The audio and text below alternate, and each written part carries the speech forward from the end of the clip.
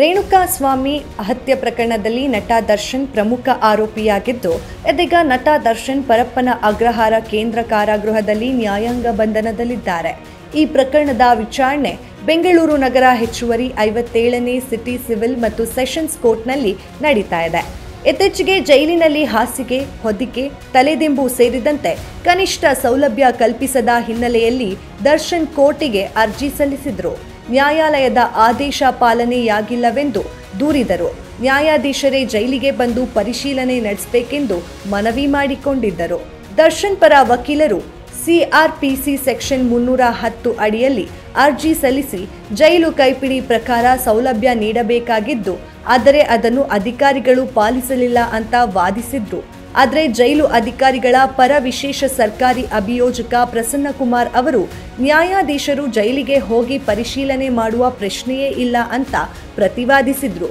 ದರ್ಶನ್ ಪದೇ ಪದೇ ನಿಷ್ಪ್ರಯೋಜಕ ಅರ್ಜಿ ಸಲ್ಲಿಸಿ ನ್ಯಾಯಾಲಯದ ಸಮಯ ವ್ಯರ್ಥ ಮಾಡ್ತಿದ್ದಾರೆ ಅಂತ ಆಕ್ಷೇಪಿಸಿದ್ರು. ಇಷ್ಟೇ ಅಲ್ಲದೆ ಜೈಲಿನ ಕ್ವಾರಂಟೈನ್ನಲ್ಲಿ ಯಾರನ್ನು ಎಷ್ಟು ದಿನ ಇರಿಸಲಾಗಿದೆ ಅನ್ನೋ ದಾಖಲೆಗಳನ್ನ ತರಲು ದರ್ಶನ್ ಸಿಆರ್ಪಿಸಿ ಸೆಕ್ಷನ್ 91 ಅಡಿ ಮನವಿ ಸಲ್ಲಿಸಿದ್ರು. ಇದಕ್ಕೂ ಎಸ್ಪಿಪಿ ಆಕ್ಷೇಪಣೆ ಸಲ್ಲಿಸಿ ಯಾವುದೇ ಆದೇಶ ಉಲ್ಲಂಘನೆಯಾಗಿಲ್ಲ ಅಂತ ಪ್ರತಿವಾದಿಸಿದ್ರು. ದರ್ಶನ್ ಪರ ವಕೀಲರು ಇತ್ತೀಚೆಗೆ ಗುಬ್ಬಚ್ಚಿ ಸೀನಾಗೆ ಜೈಲಿನಲ್ಲಿ ವಿಶೇಷ ಸೌಲಭ್ಯ ನೀಡಲಾಗಿತ್ತು, ಆದರೆ ದರ್ಶನ್ಗೆ ಅದನ್ನು ಕಲ್ಪಿಸಲಿಲ್ಲ ಎಂದು ಉದಾಹರಣೆ ನೀಡಿದ್ರು. ಕ್ವಾರಂಟೈನ್ ಸಂಬಂಧಿಸಿದ ಮಾಹಿತಿಗಾಗಿ ಆರ್ಟಿಐ ಅರ್ಜಿ ಹಾಕಿದ್ರು, ಅಧಿಕಾರಿಗಳು ಮಾಹಿತಿ ನೀಡಿಲ್ಲ ಅಂತ ದೂರಿದ್ರು. ಇನ್ನು ದರ್ಶನ್ ಪರ ವಕೀಲರು ನ್ಯಾಯಾಲಯಕ್ಕೆ ಅರ್ಜಿ ಸಲ್ಲಿಸಿದರು. ಜೈಲಿನಲ್ಲಿ ಖುದ್ದು ಪರಿಶೀಲನೆ ಮಾಡುವಂತೆ ಮನವಿ ಮಾಡಿಕೊಂಡಿದ್ರು. ಆ ಅರ್ಜಿಯನ್ನು ನ್ಯಾಯಾಲಯ ಅಂಗೀಕರಿಸಿದೆ. ಇದರಿಂದಾಗಿ ದರ್ಶನ್ ಅವರಿಗೆ ರಿಲೀಫ್ ಸಿಗುವ ಸಾಧ್ಯತೆ ಇದೆ.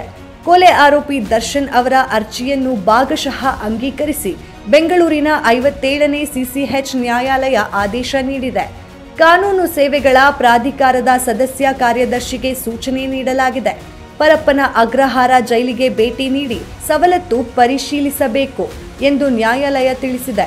ಕೋರ್ಟ್ ಆದೇಶ ಪಾಲನೆಯಾಗಿದೆಯೋ ಇಲ್ವೋ ಎಂಬುದನ್ನು ಪರಿಶೀಲಿಸಬೇಕು.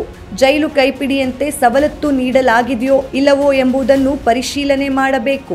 ಅಕ್ಟೋಬರ್ 18ರೊಳಗೆ ಭೇಟಿ ನೀಡಿ ವರದಿ ನೀಡಬೇಕು ಎಂದು ಬೆಂಗಳೂರು ನಗರ ಕಾನೂನು ಸೇವಾ ಪ್ರಾಧಿಕಾರ ಸದಸ್ಯ ಕಾರ್ಯದರ್ಶಿಗೆ ನ್ಯಾಯಾಲಯ ಸೂಚನೆ ನೀಡಿದೆ.